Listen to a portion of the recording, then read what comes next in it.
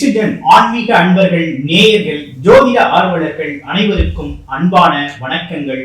நான் உங்கள் வாழ்க வளமுடன் ஜோதிடர் ஸ்ரீ குரு சுந்தர வடிவேல். இப்ப பாத்தீங்கன்னா இந்த ஜூன் மாதம் 2025 விஸ்வாவாசு வருடத்துல வரக்கூடிய 6வது மாதமாக இருக்கக்கூடிய இந்த ஜூன் மாதம் அப்படிங்கிறது ஒவ்வொரு ராசிக்கும் என்ன விதமான பலாபலன்கள் இருக்குது, ராசி அடிப்படையில கோச்சார நிலைகள்ல என்ன விதமான கிரக மாற்றங்களால நடக்கக்கூடிய பலாபலன்கள் எப்படி இருக்குது, என்ன செய்யலாம், என்ன செய்யக்கூடாது, என்ன விதமான வழிபாடுகள் உகந்ததாக இருக்கும் அப்படிங்கிறதை பற்றிய ஒரு முழுமையான விஷயம் அப்படிங்கிறத பார்க்க போறோம். அந்த வகையில இப்ப பாத்தீங்க அப்படின்னா இந்த ஜூன் மாதம் அப்படிங்கிறது பாத்தீங்கன்னாக்க வைகாசி 18ஆம் தேதி ஞாயிற்றுக்கிழமை அப்படிங்கிறது தொடங்குது. இந்த ஜூன் மாதத்தோட சிறப்புகள் என்னென்ன இருக்குது அப்படின்னு பார்த்தோம்னா, ஜூன் 4ஆம் தேதி வாஸ்து நாள். வாஸ்து பூஜை செய்யறதுக்கு, வீடு கட்டுறது தொடங்குறதுக்கான வாஸ்து பூஜைகளை செய்யக்கூடிய ஒரு அற்புதமான நாளாக இருக்குது. அடுத்து 8 சுப முகூர்த்த தினங்கள் இருக்குது. திருமண சுபகாரியங்கள் மற்றும் விசேஷங்களுக்கு பயன்படுத்தக்கூடிய 8 சுப முகூர்த்த தினங்கள் அப்படிங்கிறது ரொம்பவும் சிறப்பு வாய்ந்ததாக இருக்குது. அதையும் தாண்டி இந்த மாசத்துல வைகாசி விசாகம் அப்படின்னு சொல்லக்கூடிய விஷயமும் வருது. முருகபெருமானை வழிபட்டு முருகபெருமானின் அருளை முழுமையாக பெறக்கூடிய மாதமாகவும் இம்மாதம் அப்படிங்கிறது மிகவும் சிறப்புடைய மாதமாக அமைஞ்சிருக்கு.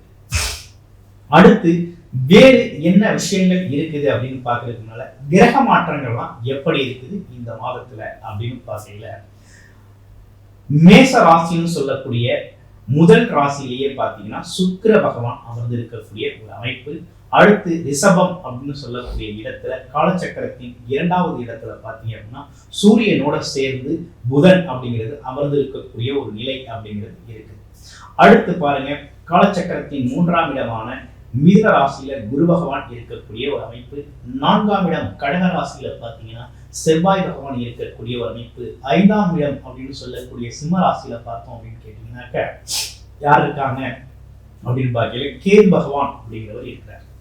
அடுத்து பாருங்க, காலச்சக்கரத்தின் 10வது இடமா இருக்கக்கூடிய கும்ப ராசியில ராகு பகவானும், 11ஆம் இடத்துல பார்த்தீங்க அப்படின்னு கேட்டீங்கன்னாக்க யார் இருக்கிறது அப்படின்னு பார்க்கல, இந்த காலகட்டத்துல 11ஆம் இடத்துல ராகு பகவானும் 12ஆம் இடத்துல பார்த்தீங்கன்னா சனி பகவானும் இருக்கக்கூடிய இந்த கிரக அமைப்புகள் என்ன விதமான பலன்களை ஒவ்வொரு ராசிக்கும் கொடுக்குது, உங்களுடைய ராசிக்கு எப்படி இருக்கும் அப்படிங்கிறத முழுமையா நம்ம இப்ப பார்க்கிறோம். மீனம் ராசி காலபுருஷனின் 12வது ராசியா இருக்கக்கூடிய மீனம் ராசி, குரு பகவான் தனக்காரகன் அப்படின்னு சொல்லக்கூடிய குரு பகவானை ஆதிக்கம் நிறைந்தவர்களாக இருக்கக்கூடிய உங்களுக்கு, அவரோட வழிகாட்டுதலோடு இருக்கக்கூடிய உங்களுக்கு இந்த காலகட்டம் அப்படிங்கிறது எப்படி இருக்க போகுது? உங்களுடைய ராசிநாதன் இவ்வளவு நாளாக 3ஆம் இடத்தில் மறைந்திருந்தார். மறைவு ஸ்தானத்தில் இருந்து எதையுமே செய்ய முடியாத ஒரு சூழ்நிலை அப்படிங்கிறது ஏற்பட்டுச்சு. இப்போ 4ஆம் இடம் அப்படின்னு சொல்லக்கூடிய கேந்திர ஸ்தானத்தில் அமர்ந்து 10ஆம் இடம்னு சொல்லக்கூடிய தொழில் ஸ்தானத்தை ரொம்ப சிறப்பாக பார்க்குறார். ராசிநாதன் தொழில் ஸ்தானத்தை பார்க்கறது அப்படிங்கிறது மிகப்பெரிய சிறப்பு. அதுவும் குருவாக இருந்து பார்ப்பது அப்படிங்கிறது அற்புதமான ஒரு அமைப்பு. இந்த காலகட்டத்தில் மீனராசியை பொறுத்த வகையில் பார்த்தீங்கன்னா 7.5 சனி, அதுவும் ஜென்மச்சனி அப்படிங்கிறது இருக்குது. கவனம் அவசியம். ஏன்னா எவ்வளவுதான் என்ன நல்லா இருக்குது அப்படின்னு சொன்னாலும் 7.5 சனி அப்படிங்கிறது கொஞ்சம் கவனம் எடுத்துக்கணும். நீங்கள் என்னன்னா ஜென்மச்சனியாக இருக்குது. ஜென்மச்சனி என்ன விதமான பிரச்சனைகளை கொடுக்கும்னா, ஃபஸ்ட்டு உடல் சார்ந்த விஷயத்தில் பாதிப்பை கொடுக்கும். எப்படி? உடம்பு எந்த வேலை செய்யவும் ஒத்துழைக்காது, ஒரு சோர்வாகவே இருக்கும், உடம்புல என்ன பண்ணுதுன்னே தெரியாது. ஒரு நேரம் உடம்பு வலிக்கும், ரெஸ்ட் எடுத்தால் நல்லா இருக்கும்னு தோணும். ரொம்ப ரெஸ்ட் எடுத்தோம்னா அதுவே ரொம்ப ரெஸ்ட் எடுத்தமேன்னு ஒரு டென்ஷனாக வரும். அந்த மாதிரி மாறி ஒரு தன்மையை கொடுக்கும். இதை கடந்து போயே ஆகணும். 2வது, மைண்டில், சிந்தனையில், எண்ண ஓட்டத்தில் நெகட்டிவ் தாட்ஸ் அப்படிங்கிற ஒரு விஷயம் வரும். எதுவும் முடியாது, நடக்காது, கொஞ்சம் பார்க்கலாம், யோசிக்கலாம், தடை தாமதத்தை நீங்களே உருவாக்கிக்குவீங்க. அதுக்கெல்லாம் இடம் கொடுக்கக்கூடாது. காலையில் எந்திரிச்சா அஸ்யூஷுவல் டியூட்டியை பார்க்க ஆரம்பிங்க, வேலையை பாருங்கள், சுறுசுறுப்பாக இருங்க. இயலாதவர்கள், முடியாதவர்கள், வயதானவர்களுக்கு உங்களால் முடிஞ்ச உதவிகளை செய்யுங்க. தினசரி வாழ்க்கையில் ஆலயம் செல்வது சாலையும் நன்று. தினசரி கோவிலுக்கு போங்க, விநாயகர் கோவிலுக்கு போங்க, இல்லை ஆஞ்சநேயர் கோவிலுக்கு போங்க. தொடர்ச்சியாக கோவில் அப்படிங்கிற வழிபாடு அப்படிங்கிறத செஞ்சுக்கங்க. கூடுமான வரையும் உண்மையாக, நேர்மையாக, நியாயமாக நடந்துக்கங்க. பிறர் மற்றவங்க விஷயத்தில் அதிகமாக தலையிடாதீங்க, கருத்து சொல்லாதீங்க. ஆமாம், அந்த மாதிரி விஷயங்கள்லாம் தவிர்த்துக்கிறது அப்படிங்கிறது நல்லது. வாக்குவாதத்தை தவிர்த்துக்கங்க, இதெல்லாம் ரொம்ப நல்லது. ஏன்னா ஜென்மச்சன். அடுத்து தொழில் அமைப்பு ரொம்ப சூப்பராக இருக்கும். வேலை தொழில் சார்ந்த விஷயங்கள் ரொம்ப அற்புதமாக இருக்க போகுது. அதில் எந்த மாற்றமும் இல்லை. வெளிநாடு வெளியூர் யோகம் ரொம்ப சூப்பராக இருக்குது. வெளிநாட்டுலாம் வேலை பார்ப்பேன்னா தாராளமாக இந்த காலகட்டத்தை கிளம்புங்க. 7.5 சனி காலகட்டத்தில் நீங்கள் வெளிநாட்டில் இருந்தீங்க அப்படின்னா நல்லா சம்பாதிக்கலாம். ரொம்ப சிறப்பான வருமானம் அப்படிங்கிறது உங்களுக்கு கிடைக்கும். அப்போ வெளிநாடு யோகம் உண்டு.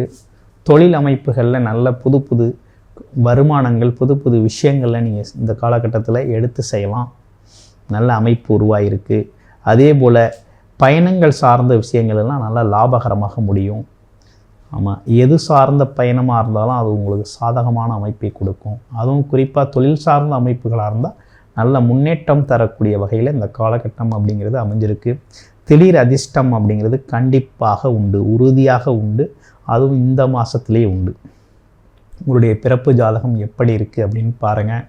உங்களுடைய பிறப்பு ஜாதகத்தில் லக்கண அடிப்படையில் என்ன விதமான தசாபுத்திக அமைப்புகள் போகுது, அது இப்போ நடந்துக்கிட்டு இருக்க இந்த கோச்சார அமைப்புகளோட பயன்படுத்திக்கக்கூடிய வகையில் அது தசாபுத்தி அமைப்புகள் உங்களுடைய பிறப்பு ஜாதகத்து அமைப்பு இருக்கா அப்படிங்கிறத பார்த்துட்டு முயற்சிகளை எடுங்க. ரொம்ப சூப்பராக இருக்கும்.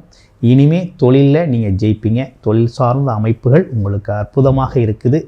அது மட்டும் இல்லாமல் இந்த காலகட்டத்தில் நீங்கள் இடமாற்றம், தொழில் மாற்றம், வேலை மாற்றம் சார்ந்த விஷயங்கள் செய்யணும்னா தாராளமாக செஞ்சுக்கலாம். அடுத்து பார்த்தீங்கன்னா வீடு மாற்றம் செய்கிறத பற்றி நிறைய பேர் கேட்குங்க. தாராளமாக வீடு மாற்றம் செஞ்சுக்கலாம். ஆமாம், அது வேறு என்ன சிறப்புகள் உங்களுக்கு இந்த காலகட்டத்தில் இருக்குது அப்படின்னா, அடிவயிறு சம்மந்தப்பட்ட விஷயத்தில் கொஞ்சம் கூடுதல் கவனம் எடுத்துக்கங்க. உணவுப் பொருட்கள் சாப்பிட்ற விஷயத்தில் உங்களுக்கான தேவை அறிந்து சாப்பிடுங்க. காரமான உணவுகளை தவிர்த்துக்கிறது அப்படிங்கிறது இந்த காலகட்டத்துக்கு ரொம்ப நல்லது. மற்ற விஷயங்கள் எல்லாமே பார்த்திங்கன்னா உங்களுக்கு சாதகமாக இருக்குது. குறிப்பாக தொழில் அமைப்புகள் அப்படிங்கிறது ரொம்ப சாதகமாக இருக்குது. பதவி, பேர், புகழ் கிடைக்கக்கூடிய காலகட்டமாகவும் இந்த காலகட்டம் அப்படிங்கிறது உங்களுக்கு ரொம்ப சிறப்பாகவே அமைஞ்சிருக்குது. நன்றி, வணக்கம், வாழ்த்துக்கள்.